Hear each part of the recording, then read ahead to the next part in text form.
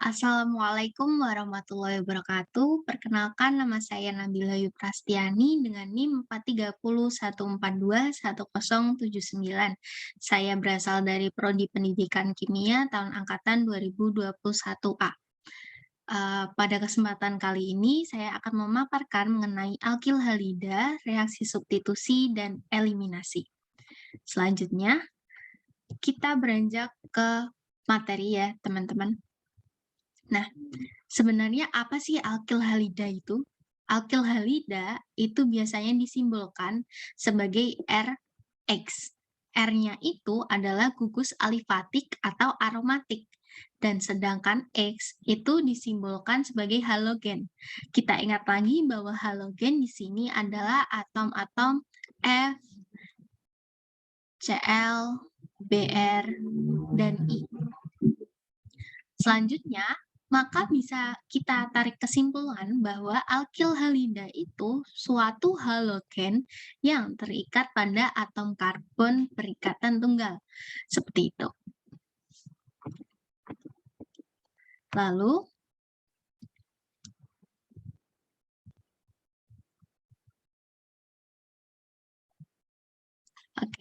kita beranjak kepada klasifikasi alkil halida. Klasifikasi alkil halida di sini itu ada 4, yaitu yang pertama metil halida, yaitu metil halida adalah suatu gugus alkil yang terikat pada suatu metana atau CH3. Nah, sedangkan alkil halida primer itu adalah gugus alkil yang terikat pada C primer. Kita ingat lagi bahwa C primer adalah C yang mengikat atom C, satu atom C lainnya. Lalu, alkil halida sekunder itu gugus alkil yang terikat pada C sekunder, dan C sekunder itu adalah atom C yang mengikat dua atom C yang lainnya. Dan begitu juga tersier ya teman-teman. Selanjutnya, yaitu sifat fisis alkil halida. Nah, sifat fisis alkil halida itu memiliki bobot molekul yang lebih besar, titik didih yang lebih tinggi daripada alkana dengan jumlah C yang sama. Jadi, ia itu karena punya bobot molekul yang lebih besar, maka tentu titik didihnya itu lebih tinggi walaupun dibandingkan dengan alkana. Karena alkil halida ini kan juga ketambahan FCl-BRI tadi ya, halogen, seperti itu. Selanjutnya, titik didih naik dengan bertambahnya bobot atom halogennya, maka titik didih alkil F itu lebih rendah dibandingkan titik didih atom iodo yang paling tinggi. Selanjutnya, itu titik didih naik dengan bertambahnya atom C pada rantainya ya teman-teman, R-nya itu. Lalu percabangannya itu akan menentukan titik didih.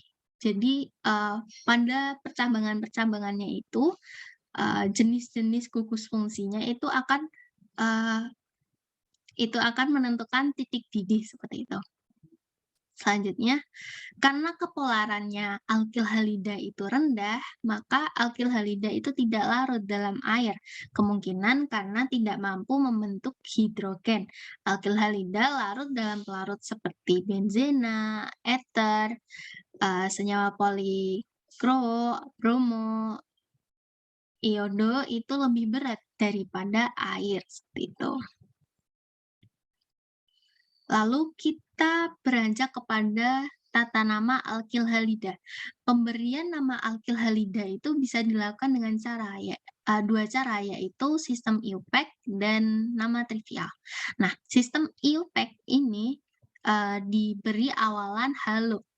Contohnya, pada CH3Cl itu dinamakan klorometana, sedangkan CCl4 tetraklorometana. Ya, strukturnya seperti ini ya, kira-kira. CCl4. Nah, selanjutnya, bagaimana penamaan trivialnya? Penamaan trivialnya itu diawali dengan gugus alkil di depannya, lalu diikuti nama halidanya. Nama halida. Contohnya itu CH3I diawali dengan gugus alkil. Gugus alkilnya di sini itu kan CH3. Maka di metil ini diberikan di depan. Selanjutnya nama halida, nama halogennya di sini. Di sini CH3I itu halidanya atau halogennya itu iodo, jadi iodida. CH3I dinamakan sebagai nama trivialnya itu metil iodida.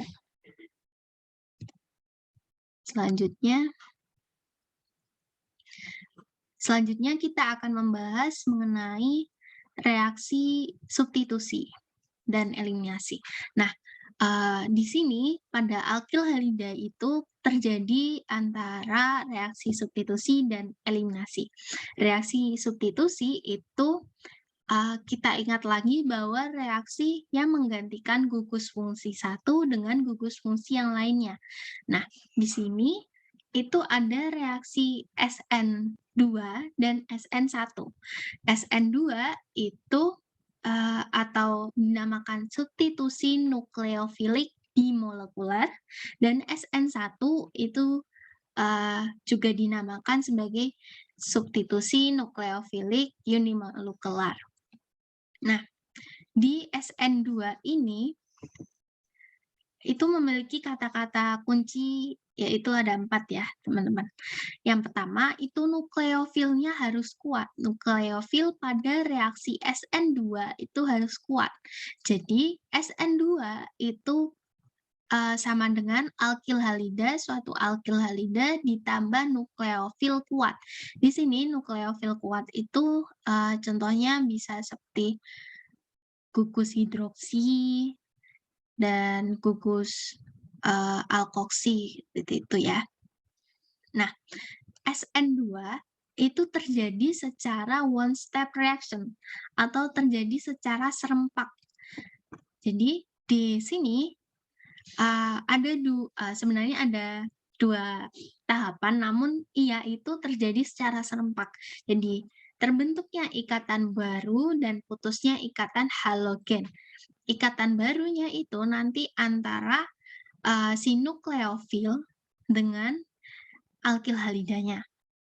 Lalu putusnya ikatan itu dari halogennya itu pergi, karena halogen itu termasuk gugus pergi yang baik ya. Jadi ia membentuk ion halogen. Seperti itu. Selanjutnya, SN2 itu termasuk bimolekular. Bimolekular ini maksudnya laju reaksi itu dipengaruhi oleh 2, yaitu Rx, yaitu alkil halidanya sendiri, dan nukleofilnya. Lalu juga di SN2 ini ada inversi konfigurasi. Inversi konfigurasi atau bisa kita katakan yaitu peristiwa membalik. Nah, tadinya yang orientasinya itu R, itu akan kebalik jadi orientasinya itu S, sinister. Dan yang S itu jadi R, seperti itu. Oke, selanjutnya kita akan melihat mekanisme dari SN2. Oke. Di sini, tadi ya, OH atau gugus hidroksi itu sebagai nukleofil. Nah, yang ini sebagai alkil halidanya. Oke. Selanjutnya, nukleofil itu akan masuk ke belakang C yang mengikat halogen. Gugus hidroksinya itu akan masuk ke C yang di sini. Dan Br itu nanti akan keluar, akan terionisasi begitu. Menjadi Br- di sini ya. Nah, gugus hidroksinya itu nanti juga akan berikatan pada C di sini. Nah, selanjutnya di antara di antara dari reaksi produk reaksi reaktan dan reaksi ininya,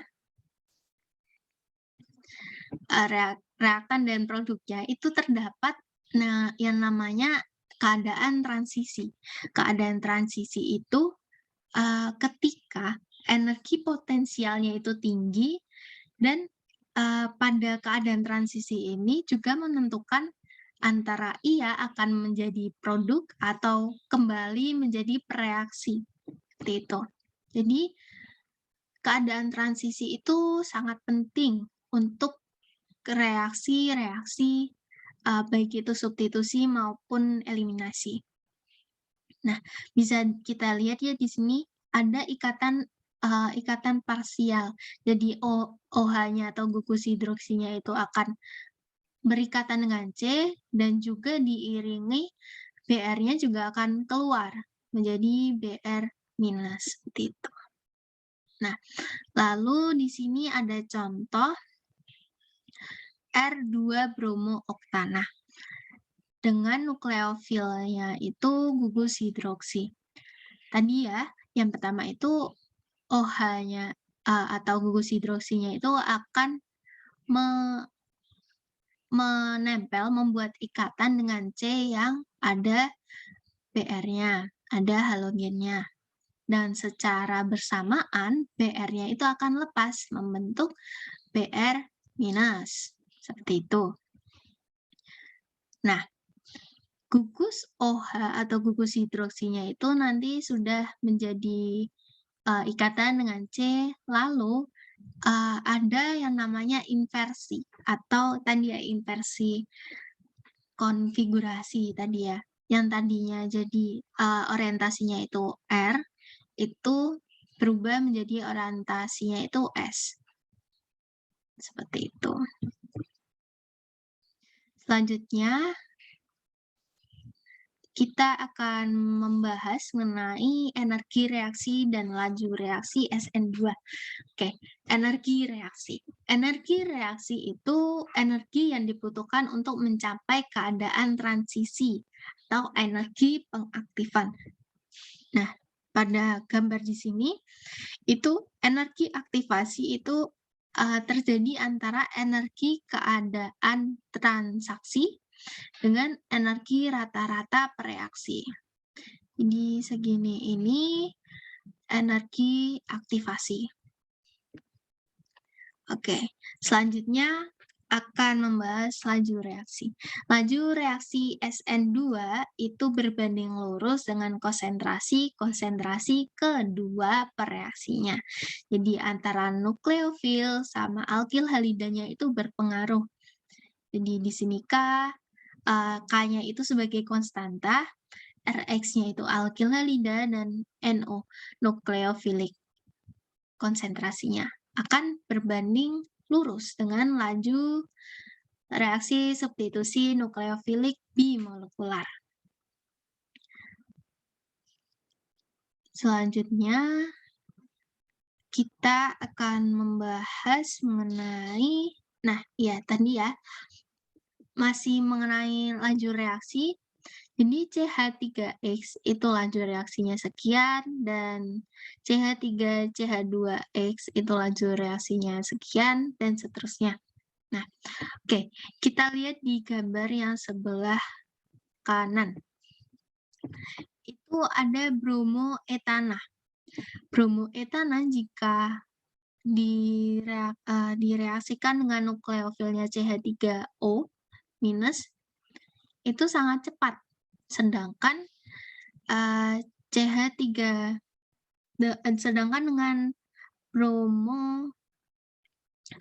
dengan T-butil bromida itu sama-sama nukleofilnya itu CH3O, tapi kalau T tersier butil bromida itu tidak terjadi reaksi SN2. Itu kenapa? Karena adanya rintangan sterik, teman-teman. Nah, di sini rintangan sterik itu biasa kita lihat kalau antara C yang berikatan dengan halogen di sini dengan C yang berikatan dengan halogen yang di tersier butil bromida itu lebih terhalangi si tersier butil bromida.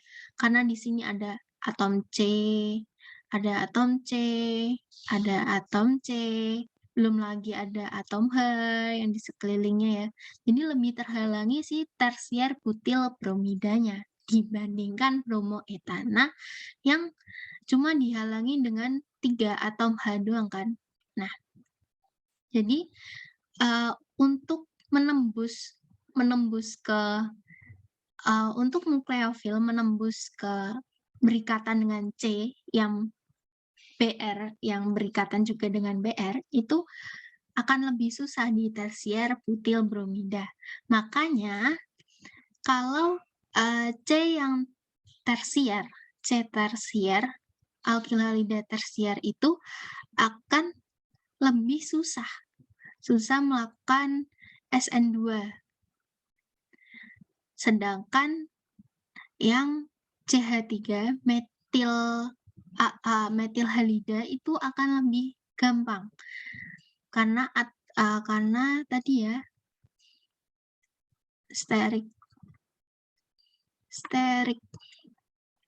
steriknya itu lebih besar yang tersier alkil halida tersier.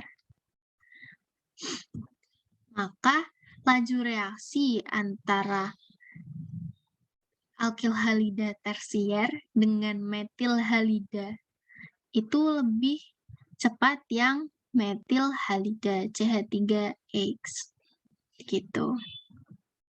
Selanjutnya kita akan membahas mengenai SN1. Nah, tadi kan SN2 sudah dibahas ya mengenai bimolekular tadi. Sedangkan SN1 itu unimolekular.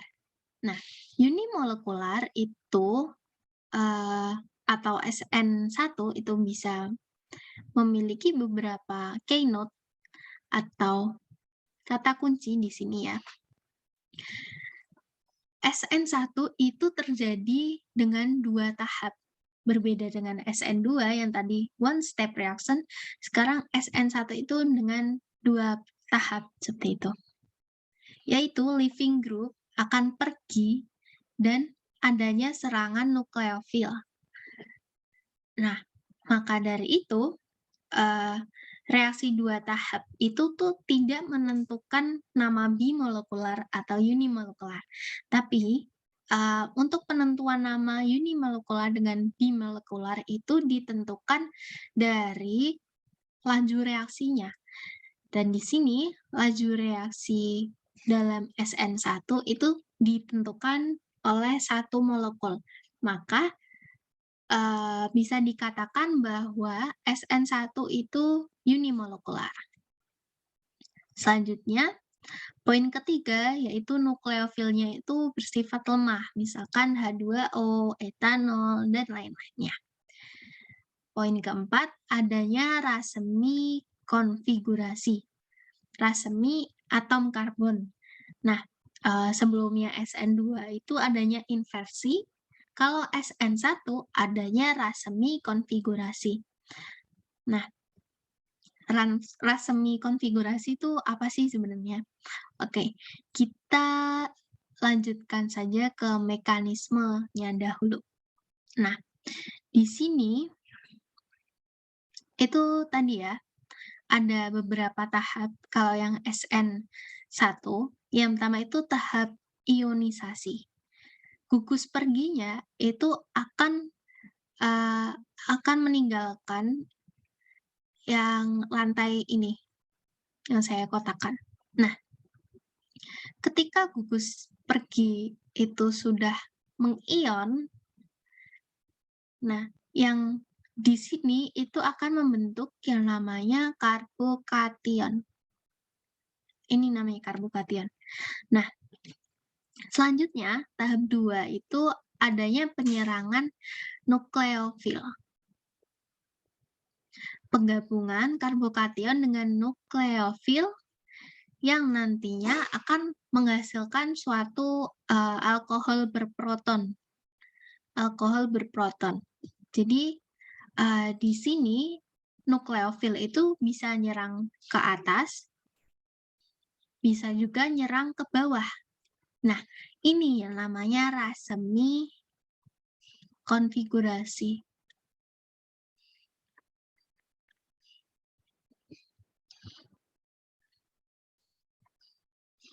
Nah, oke. Selanjutnya, tahap ketiga itu lepasnya H dari alkohol berproton dalam suatu reaksi asam basa yang cepat dan reversibel.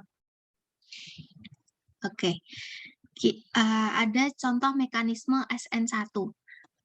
Di tahap pertama, ini tersier butil bromida, BR-nya itu akan pergi. Selanjutnya, produknya akan ada karbokation dan ion Br minus. Oke, tahap kedua itu nukleofil datang. Nukleofil yang di sini itu H2O. H2O ini akan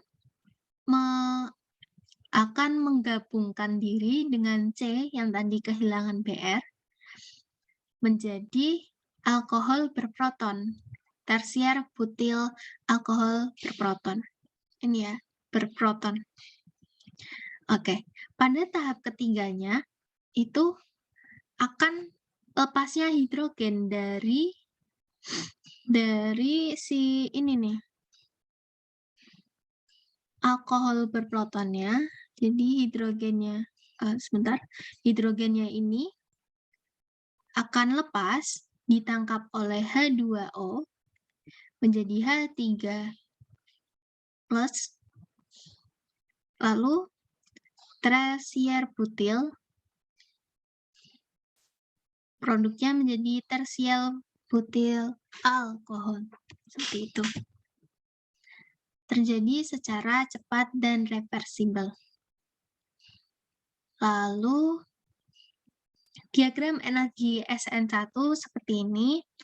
Karena tadi ada dua, harus terbentuk karbokation dulu. Jadi tidak langsung kayak yang SN2 ya kan, tadi kayak gini, SN2. Selanjutnya, kalau yang SN1 tuh ada lengkungannya dulu. Ya, lengkungannya ini itu pembentukan karbokation. Seperti itu. Nah, selanjutnya pada laju reaksi. Laju reaksi pada SN1 itu orde pertama. Jadi laju reaksi itu berbanding lurus dengan konsentrasi Rx.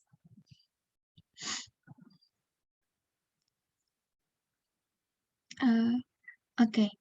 Tahap penentu laju itu di ini ya, terlihat pada gambar Rx, X-nya nanti akan keluar, lalu nukleofilnya masuk, seperti itu ya. Maka laju penentunya itu yang lambat, yang terjadi secara lambat. Karena sangat cepatnya reaksi antara R dengan NO, jadi kan tadi ada 3 tahapan.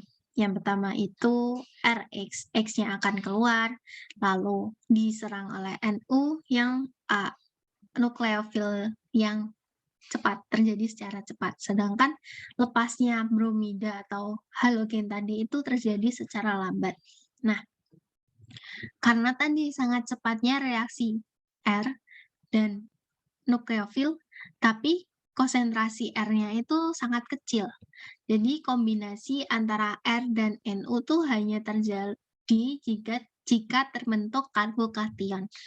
Nah, maka yang menjadi tahap penentu laju itu tahap yang ionisasi atau tahap yang terjadi secara lambat tadi, yaitu halogennya akan berubah menjadi ion halogen X-. Selanjutnya, stabilitas dan penataan. Oke. Makin banyak gugus alkil yang terikat pada atom karbon yang bermuatan positif, itu berarti makin banyak atom yang dapat membagi muatan positif dan membantu karbokation lebih stabil, seperti itu. Nah, pada reaksi SN2 ini, atom karbon tersier yang paling reaktif dan paling stabil karbokationnya. Kalau SN1 itu yang tersier yang paling reaktif. Selain itu, ada faktor yang kedua, yaitu faktor rintangan sterik. Jadi, antara tolak-menolak di gugus-gugusnya itu akan terlihat meruah gitu ya, dan menyebabkan rintangan steriknya itu menjadi besar. Karena rintangan steriknya itu kan juga termasuk energi. Nah, jadi maksudnya kita hanya sedikit menambahkan energi yang diperlukan untuk menstabilkan karbokation. Karena tadi ya reaksi rintangan sterik itu energinya sudah besar, ya tinggal ditambahin energi tambahan yang sedikit, seperti itu. Nah, selanjutnya, suatu karbokation sekunder itu memiliki energi yang lebih besar dibandingkan suatu karbokation yang tersier. Nah, energi karbokation itu bisa diturunkan bila sebuah gugus metil pindah dari atom karbon yang ada di dekat karbon positif. Hasilnya, nanti karbokation sekunder itu akan berubah menjadi karbokation tersier yang tentunya lebih stabil, seperti itu.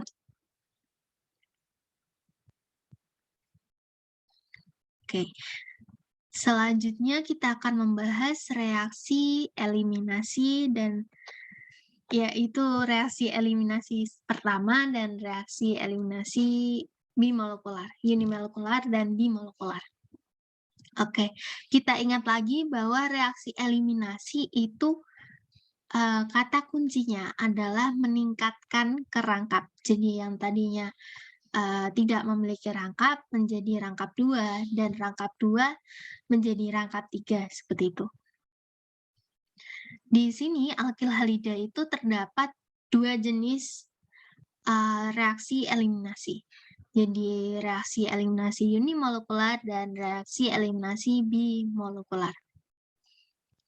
Mekanisme reaksi eliminasi unimolekular. Jadi, kan tadi ya sudah membahas mengenai karbokation. Karbokation itu adalah zat antara yang sifatnya itu tidak stabil, tapi energinya tinggi.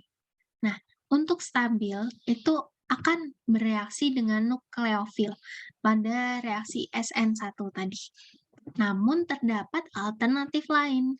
Karbokation itu dapat membentuk sebuah proton kepada suatu basa dalam reaksi eliminasi yang unimolekular, lalu membentuk suatu alkena. Nah, di sini tadi ya SN1 Br-nya akan lepas dan terjadi secara lambat, lalu ada penambahan di sini nukleofil itu menjadi seperti ini.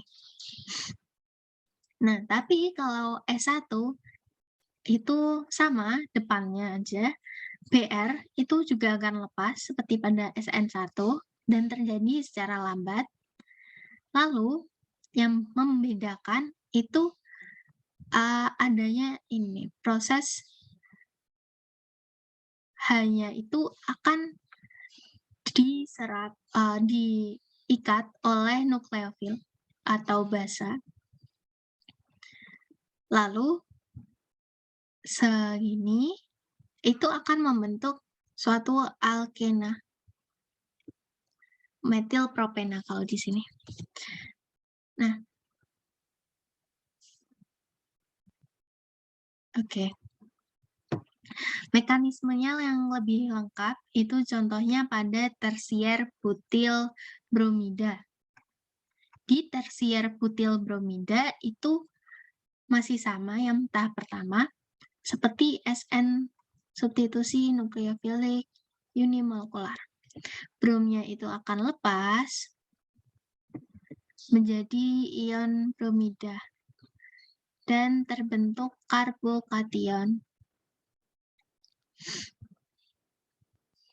Selanjutnya, yang tahap kedua itu terjadi secara cepat. Basa atau di sini H2O itu akan merebut proton yang ada di H. Basa akan merebut proton dari atom karbon yang berdampingan dengan karbokation. Nah, lalu elektron-elektron ikatan sigma karbon hidrogen itu akan bergeser ke arah muatan yang positif.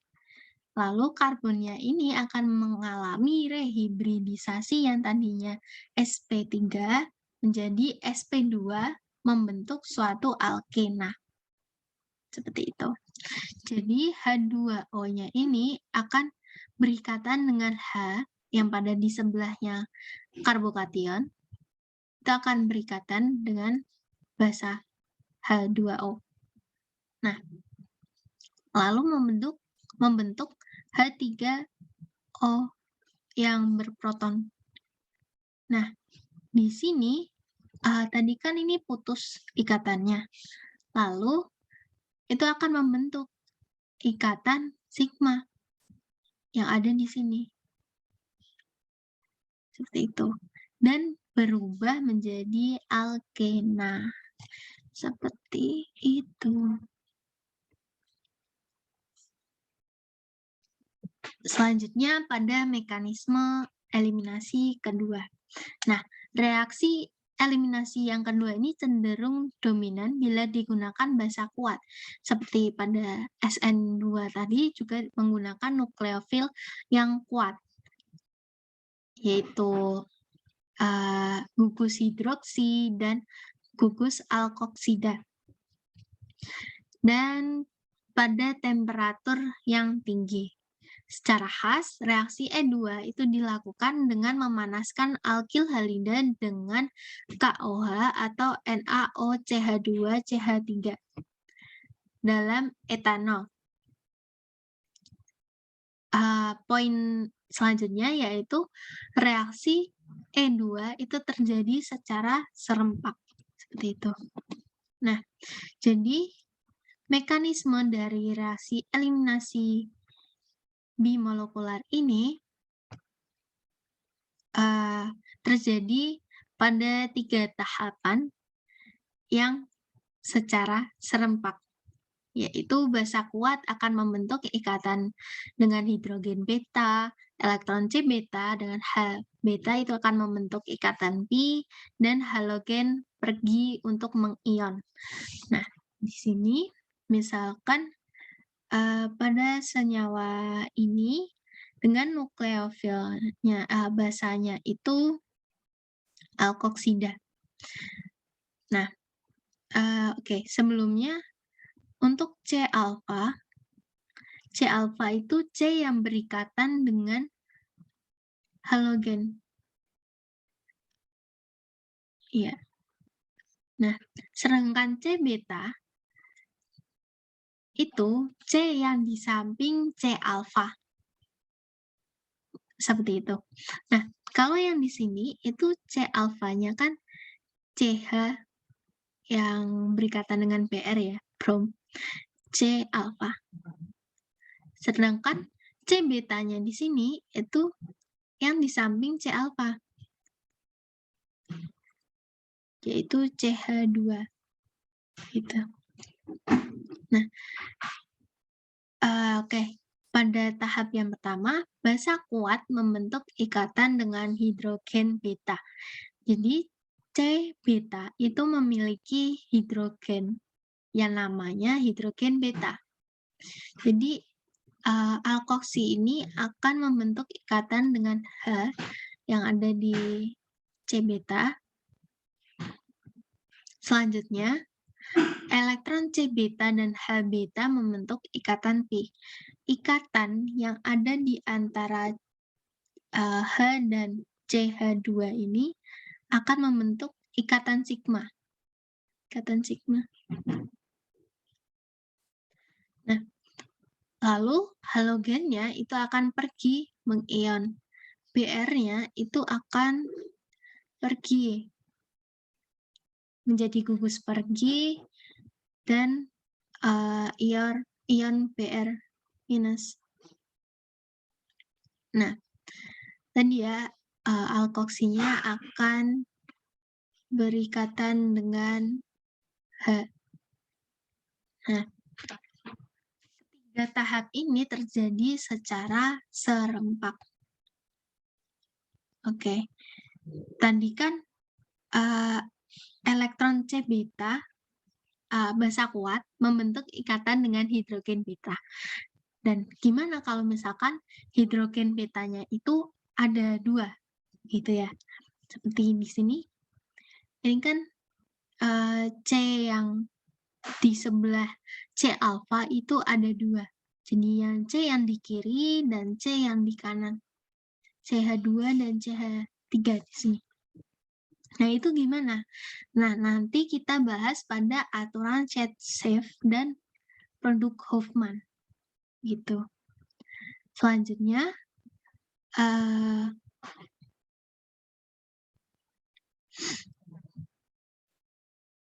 selanjutnya itu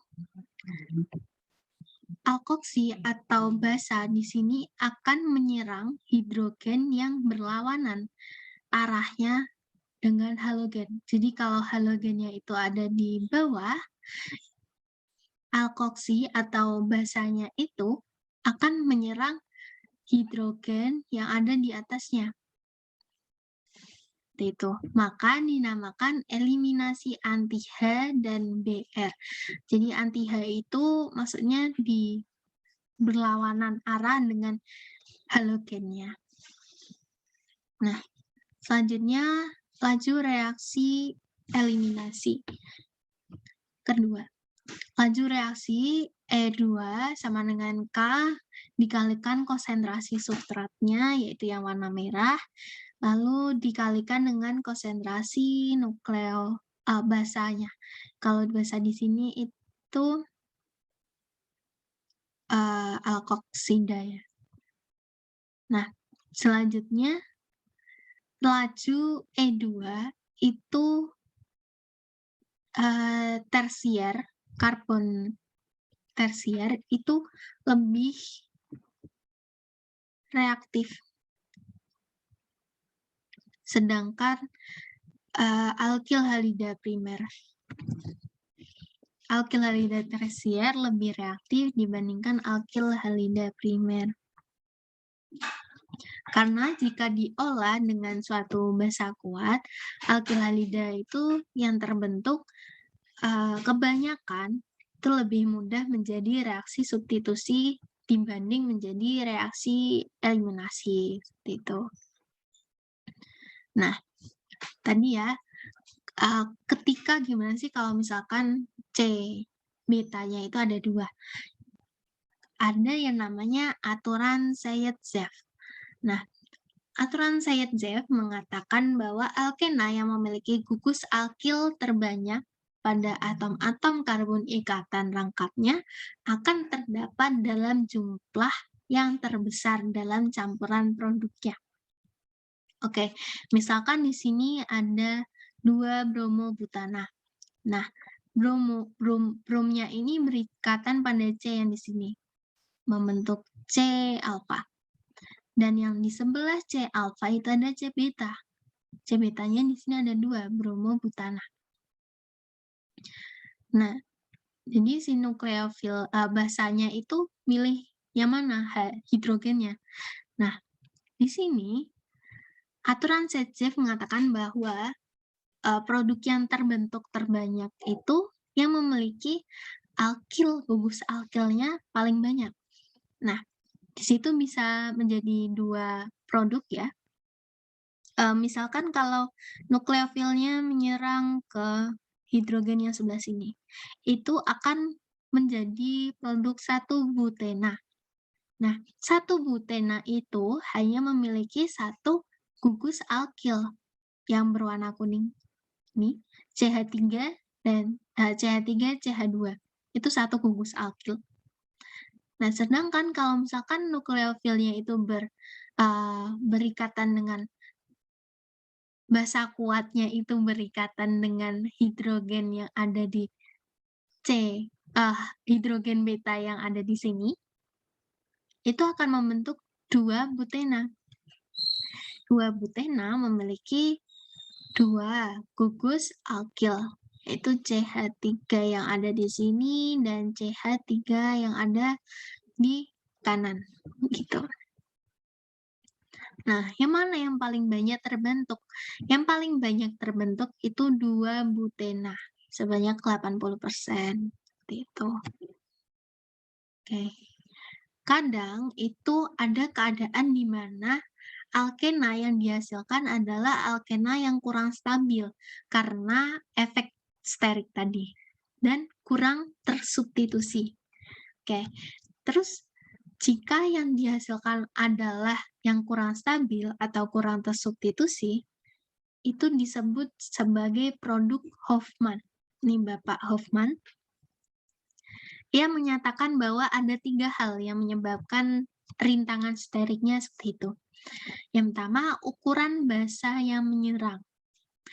Semakin besar ukuran basa yang menyerang, maka ia akan bereaksi dengan hidrogen beta yang berada paling luar dan rintangan steriknya lebih kecil dibandingkan dengan hidrogen beta yang lain. Selanjutnya, meruahnya gugus-gugus yang mengelilingi gugus pergi. Tadi ya, bulky tadi ya. Nah, semakin meruahnya gugus-gugus yang memiliki gugus pergi, maka basa yang bereaksi dengan hidrogen beta paling kurang sterik dibandingkan yang lain. Selanjutnya, jika gugus perginya itu besar dan meruah, itu akan menyebabkan rintangan sterik seperti itu. 3 sebab yang menyebabkan rintangan sterik. Lalu pada pembahasan terakhir mengenai sintesis. Sintesis senyawa lain dari alkil halida. Nah, sintesis senyawa alkil halida itu bisa bermacam-macam ya. Dengan reaksinya tadi, substitusi dan eliminasi. Tapi mostly itu bereaksi secara substitusi. Nah, di sini ada metil halida, atau halida alilik, halida benzilik, atau halida primer itu jika bertemu dengan gugus alkoksi itu akan menjadi ether. Lalu jika ada alkil halida bertemu dengan gugus hidroksi itu akan menjadi alkohol. Lalu jika ada 1 atau 2 alkil halida bertemu dengan gugus nitril itu menjadi nitril. Dan seterusnya sampai alkena. Oke, dengan tambahan jika dinyatakan 1 derajat Rx atau alkil halida, maka metil halida, halida alilik, halida benzilik juga bisa digunakan.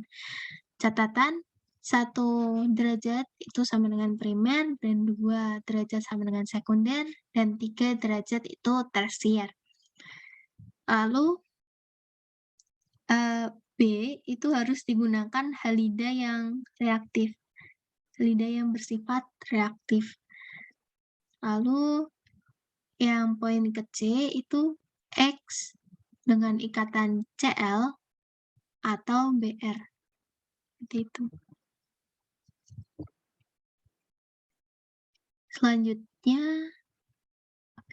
Selanjutnya sudah selesai. Selanjutnya Terima kasih. Sebelumnya mohon maaf jika ada kesalahan pada penyampaian saya.